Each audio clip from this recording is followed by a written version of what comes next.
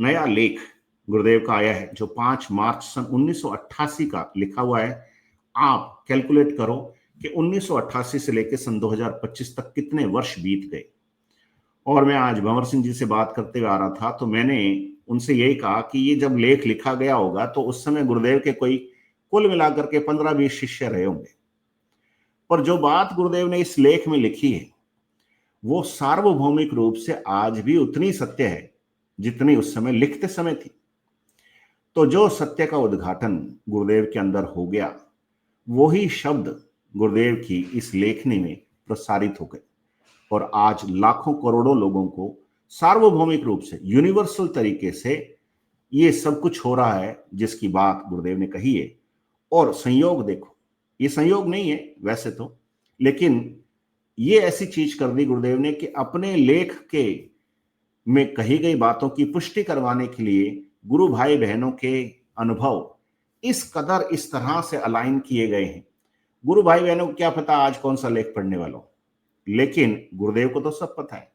तो ये पहले लेख लिखवा दिया, फिर वो अनुभूतियां आ गई, तो ये सब अलाइनमेंट में आ जाएगा। अब ये मतलब इंटरचेंज होती रहेंगी चीजें। मैं जब इसकी बात समझने की समझाने की कोशिश करूंगा ना तो उसमें वो अनुभूतियां भी शामिल हो जाएंगी। तो चलिए गुरुदेव से प्रार्थना करके इस लेख का पहला हिस्सा पढ़ते हैं। बहुत रोचक लेख है, बहुत ही रोचक है और गुरुदेव की तो हर बात कमाल की है। तो 162 लोग जो देख रहे हैं वो देखते रहे अंत तक। आप यहां से कुछ ना कुछ लेके जाओगे। ये एक ऐसा सत्संग है जो गुरुदेव की एनर्जी से चल रहा है और गुरुदेव ही चला रहे हैं। गुरुदेव कहते हैं कि आध्यात्मिक चेतना ईश्वरीय शक्ति के प्रयास से फैलती है। इसमें मानवीय बुद्धि द्वारा किया गया प्रयास सार्थक सिद्ध नहीं हो सकता। मानवीय प्रयास को अधिक से अधिक वैज्ञानिक उपकरणों से सुसज्जित प्रचार से अधिक कुछ भी नहीं कहा जा सकता। मनुष्य अपने पूर्ण ज्ञान और शक्ति के सहारे काफी लंबे समय तक आध्यात्मिक प्रचार चला सकता है। भौतिक साधनों के द्वारा निरंतर लाखों लोगों को इकट्ठा कर सकता है, परंतु इस प्रकार चलाया गया कोई भी अभियान समाप्त होने के बाद कोई भी असर पीछे नहीं छोड़ता। इस प्रकार के असंख्य अभियानों से जब लोगों को कुछ भी परिणाम नहीं मिला तो लोग विमुख हो गए। इस प्रकार विमुख हुए लोगों की संख्या जब अधिक हो गई तो लोगों में विद्रोह की हिम्मत आ गई और धार्मिक गुरुओं का खुला विरोध होने लगा, क्योंकि इस युग के गुरुओं के पास जो वस्तु बची है उसके अलावा वे कुछ भी देने की स्थिति में नहीं है। ऐसी स्थिति में दिन दिन बिगड़ती हुई हालात को काबू करने के लिए इस युग के धर्म गुरुओं ने प्रदर्शन, शब्द जाल, तर्क, बुद्धि और धन के सहारे विद्रोह को दबाने का प्रयास किया। ज्यों-ज्यों इस प्रक्रिया से धर्म गुरुओं ने अपनी पकड़ मजबूत करने का प्रयास तेज किया, हालात काबू से बाहर हो गए। चंद मरणासन स्त्री पुरुषों के अलावा उनके पास कुछ भी नहीं बचा। वे भी अपने जीवन भर के किए हुए कर्मों के भय से भयभीत होकर बचाव के लिए रह गए। अपनी ही तस्वीर से भयभीत ये शक्तिहीन असहाय लोग कुछ भी करने की स्थिति में नहीं है। धर्मगुरु भी अच्छी प्रकार समझते हैं कि जीवन भर इन्होंने जो अन्याय और अत्याचार करके लूटा है उसी का भय इनको बुरी तरह से खा रहा है। उनकी इस कमजोरी को अच्छी प्रकार समझते हुए धर्मगुरु इन्हें त्याग, तपस्या, दान, पुण्य, पाप आदि की व्याख्या अपने हिसाब से बताकर किसी प्रकार अपना बचाव करने में लगे हुए हैं। सृजन की शक्ति तो चढ़ते हुए सूर्य में होती है, इसलिए संसार का मानव उदय होते हुए सूर्य को नमस्कार करता है, कोई भी अस्त होते हुए सूर्य को नमस्कार नहीं करता। इस युग के शक्तिहीन और असहाय धर्मगुरु अस्त होते हुए सूर्य के सहारे कितने दिन तक जिंदा रह सकेंगे, यह बात स्पष्ट है। जिस प्रकार डूबता व्यक्ति तिनके के सहारे नहीं बच सकता, ठीक उसी प्रकार यह कागज की नाव तो डूबेगी। अब इसे बचाना असंभव हो गया है। इतिहास साक्षी है। क्षीण होती हर सत्ता नई शक्ति के उदय होने का संकेत है। इस युग का मानव ऐसी किसी व्यवस्था में विश्वास नहीं करता जो कोई परिणाम नहीं देती। ईश्वर अगर है तो उससे संपर्क करके प्रार्थना करने पर निश्चित रूप से परिणाम मिलने चाहिए। परिणाम के अभाव में हमारे दिमाग में दो प्रश्न पैदा होते हैं, या तो ईश्वर नाम की कोई शक्ति है ही नहीं, और अगर है तो हमारा संदेश उसके पास पहुंच ही नहीं रहा है, क्योंकि हमारे सभी संत कह गए हैं कि ईश्वर परम दयालु है। ईश्वर कृपा के उदाहरणों से हमारे धार्मिक ग्रंथ भरे पड़े हैं। हम देखते हैं इस युग में प्रचलित आराधना पद्धति से की गई प्रार्थना का कोई उत्तर नहीं मिल रहा है। इससे यही नतीजा निकलता है कि हमारे प्रार्थना पत्र पर पाने वाले का सही पता नहीं लिखा होता है। पता अगर ठीक होता तो उसका उत्तर निश्चित रूप से मिलता। अतः इस युग के मानव को अगर उस परम सत्ता की खोज करनी है तो उसका सही पता जानना आवश्यक है। भौतिक विज्ञान ने इस प्रकार की खोज से अपनी जो उच्च सत्ता और शक्ति प्राप्त कर ली है, ठीक उसी प्रकार अध्यात्म विज्ञान भी अपनी परमोच्च स्थिति तक पहुंच सकता है। अब समय आ गया है कि यह परम सत्ता स्वयं प्रकट होकर अपने प्रकट किए हुए भौतिक विज्ञान को अधीन करके संसार में स्वयं का सुख शांति का राज्य स्थापित करे। जब तक वह परम सत्ता स्वयं प्रकट होकर अपनी प्रकट की हुई ताकत को अपने अधीन संचालित नहीं करेगी, संसार में सुख शांति असंभव है। इस समय सारे भौतिक विज्ञान की उपलब्धियां तामसिक शक्तियों के अधीन हैं। तामसिकता का गुणधर्म हिंसा, घृणा, द्वेष और विनाश है। इन शक्तियों से सृजन की उम्मीद के बल पर आज तक कई प्रयास किए, परंतु सृजन के स्थान पर निरंतर संहार ही प्रगति करता रहा। इस शताब्दी के प्रारंभ से ही अनेक राजनेताओं ने शांति लाने का प्रयास किया, परंतु वे इसमें पूर्ण रूप से असफल सिद्ध हुए। प्रथम विश्व युद्ध ने संसार में भयंकर नरसंहार और अशांति फैला दी। सारा संसार अशांत और आतंकित हो गया। तब उन भौतिक सत्ता संपन्न राष्ट्राध्यक्षों ने संसार में शांति लाने हेतु राष्ट्र संघ अर्थात लीग ऑफ नेशंस का निर्माण किया। यह प्रयास भी असफल रहा और दूसरा विश्व युद्ध पहले से भी भयंकर हुआ। तब शांति लाने का और प्रयास करते हुए उन्होंने संयुक्त राष्ट्र संघ यूएनओ का निर्माण किया, परंतु हम देख रहे हैं कि यूएनओ भी शांति लाने में पूर्ण रूप से असफल हो चुका है। तो ये गुरुदेव का वो लेख है जिसका पहला हिस्सा आज अपन ने पढ़ा, और अब इसको समझने की कोशिश करते हैं। है तो बहुत सिंपल भाषा, बहुत ही सिंपल।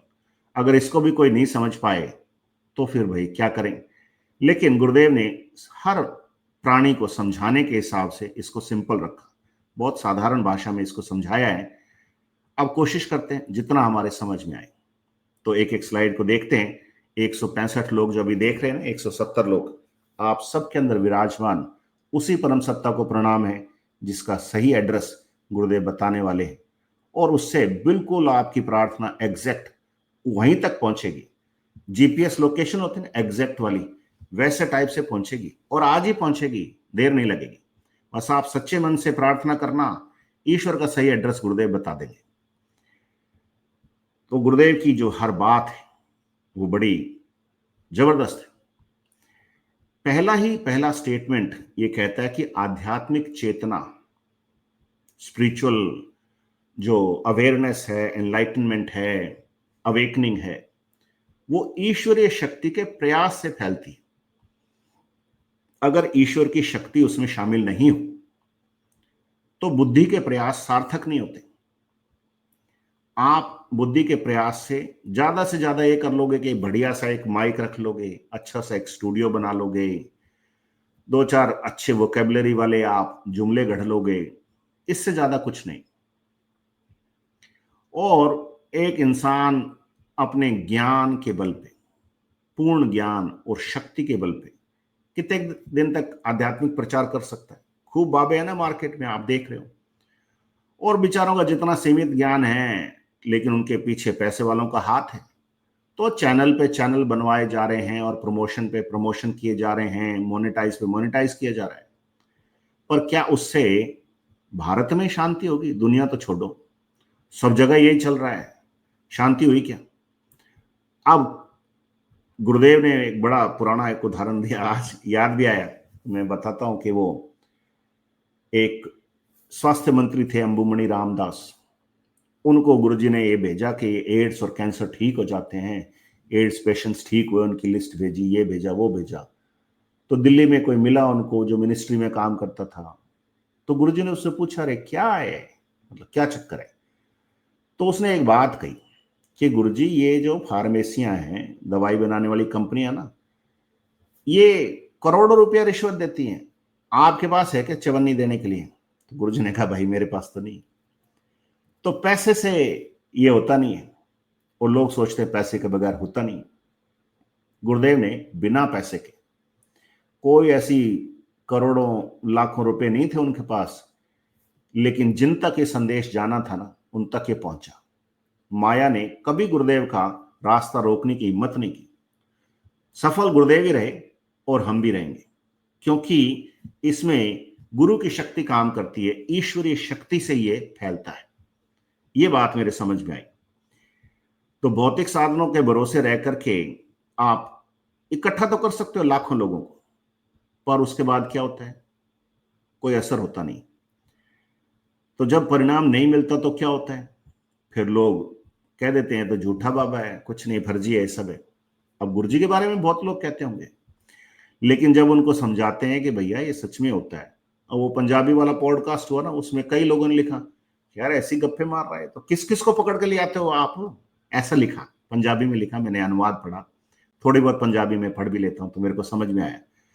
अब उनके लिए तो ये गप्पे मारना है, जबलियां मारना है, झूठ बोलना है, लेकिन जो सच्चे मन से प्रयास करके देख लेगा उसके आज ही काम हो जाएगा।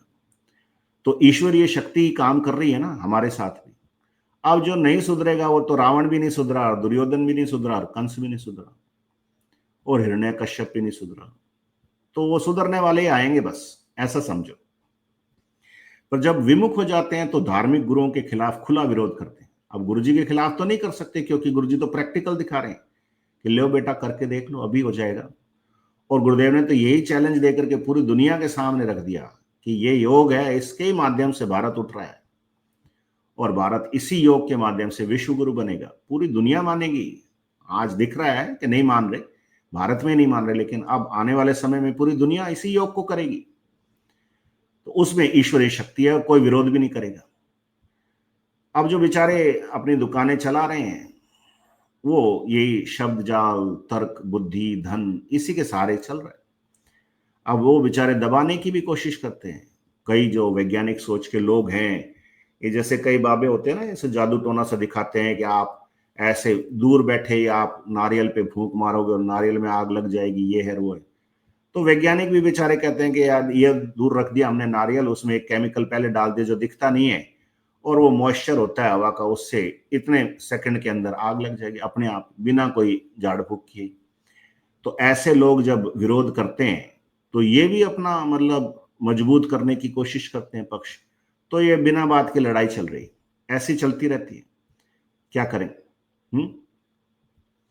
अब जिनके भरोसे ये धर्मगुरु टिके हुए हैं, वो तो बूढ़े बुजुर्ग हो चुके हैं, कब्र में पांव लटक रहे हैं, खुद की तस्वीर से ही भयभीत हैं, और सोचते हैं ये भगवान अब भला हो जाए, बस कैसे ना कैसे पिंड छूटे, मोक्ष मिल जाए।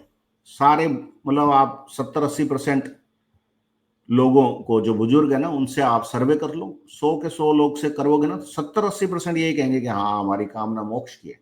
पूरी उम्र भर तो उन्होंने जो उल्टे सीधे करने थे कर लिए, लेकिन अब मोक्ष की कामना लिए फिर रहे, फिर भी नहीं हो रहा, क्योंकि वो प्रार्थना ही गलत जगह कर रहे हैं, एड्रेस सही नहीं है ना।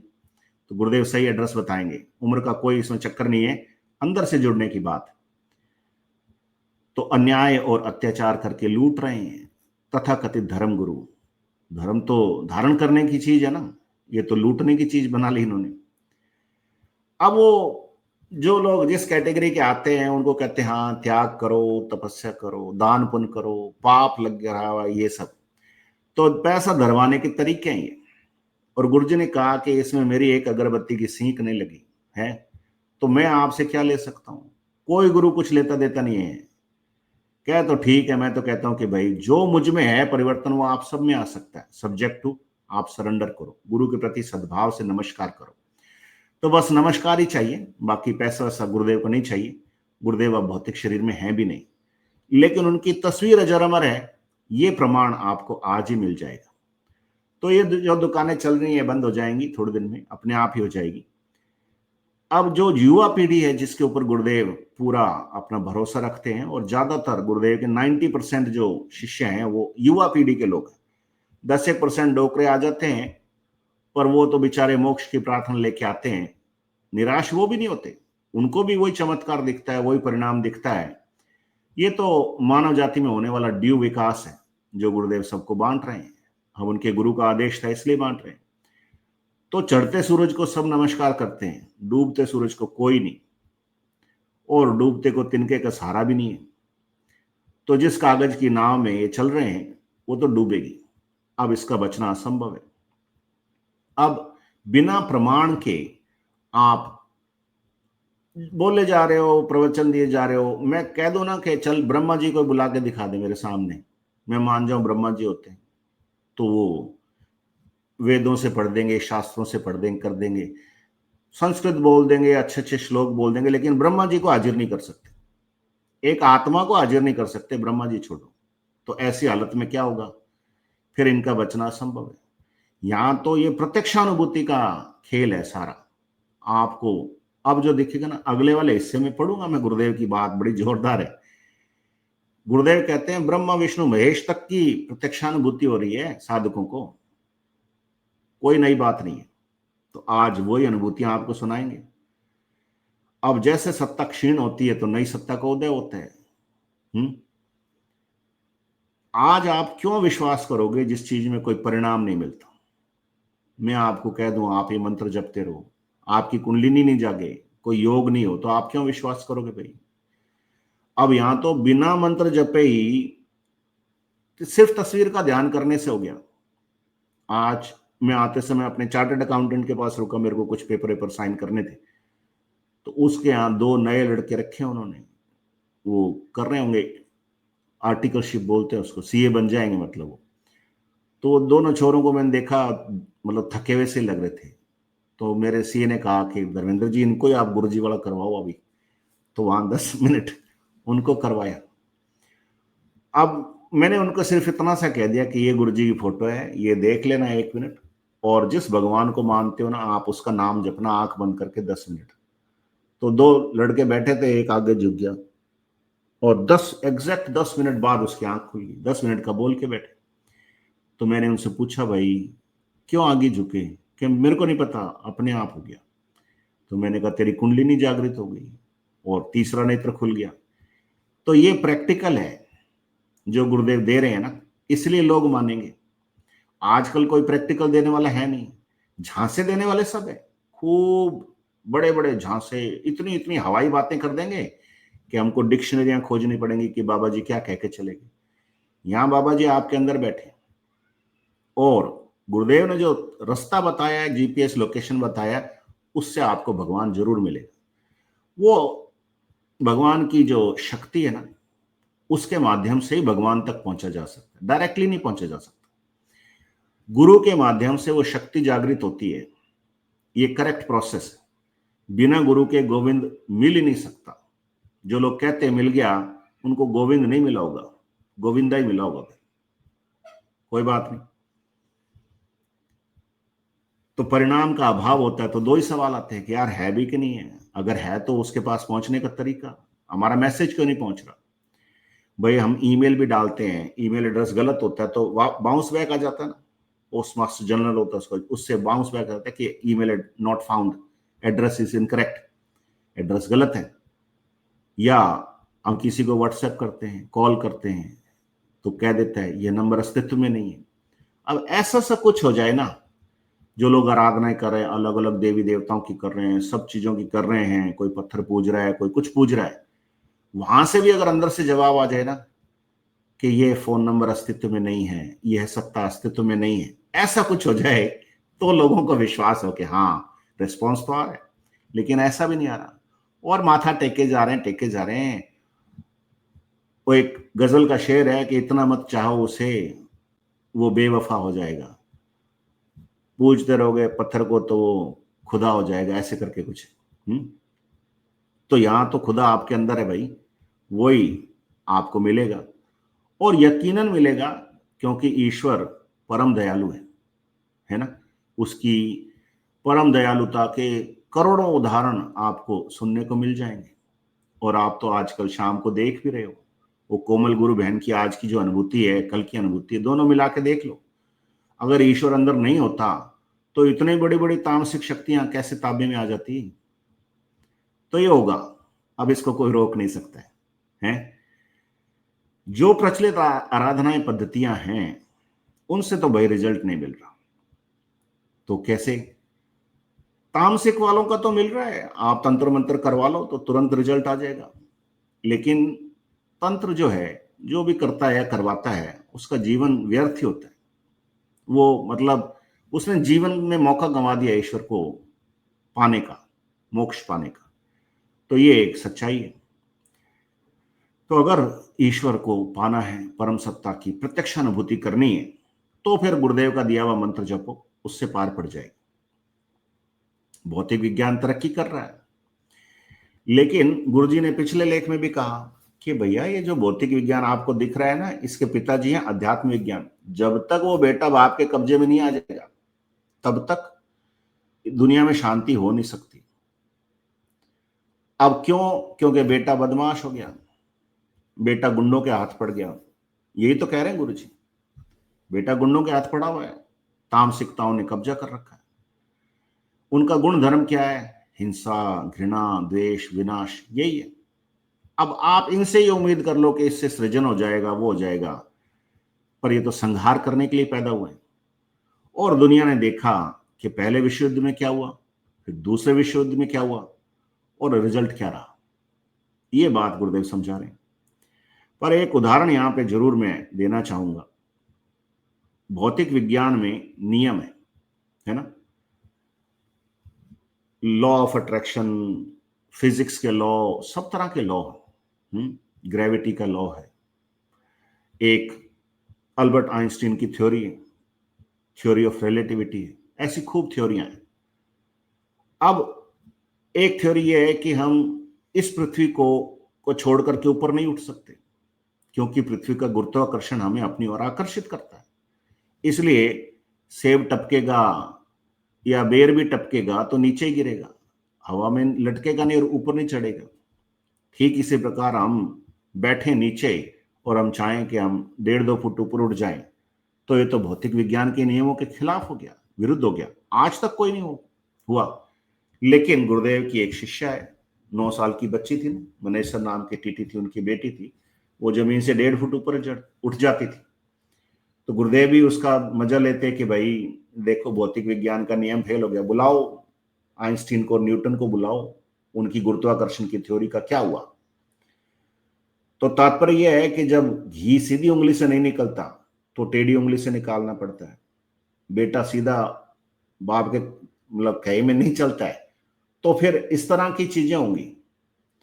और अगर भौतिक जगत का, भौतिक विज्ञान का एक नियम टूट सकता है तो सारे टूट सकते हैं, क्योंकि जिसने वो बनाए हैं वो इस सृजनहार इसको तोड़ सकता है, भौतिक विज्ञान नहीं तोड़ सकता।